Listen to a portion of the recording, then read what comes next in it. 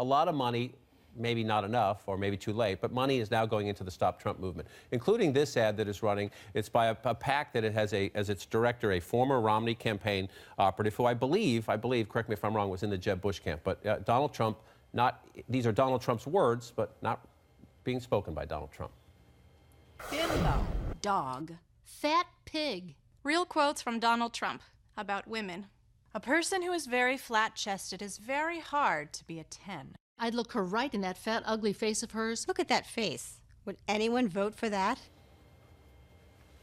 Will it work with Republican primary voters? There's reason to believe it would have worked in Florida had that ad started running a month and a half ago and not 3 weeks before the Florida primary. There was evidence that suggested the polling would have started to shift a little bit away from Trump.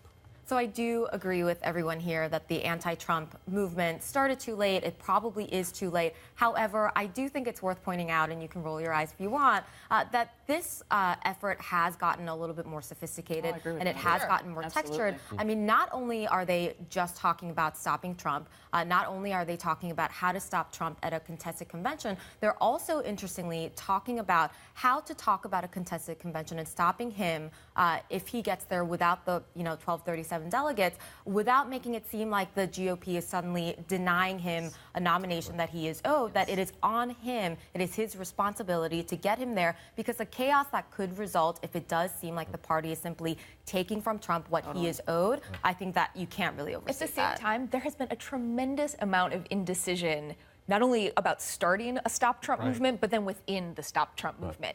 Well, we can't say that we should all rally behind Ted Cruz because we don't want to hurt John Kasich's feelings. And we should have a third-party candidate, but we're not really going to rally around anyone in a serious way.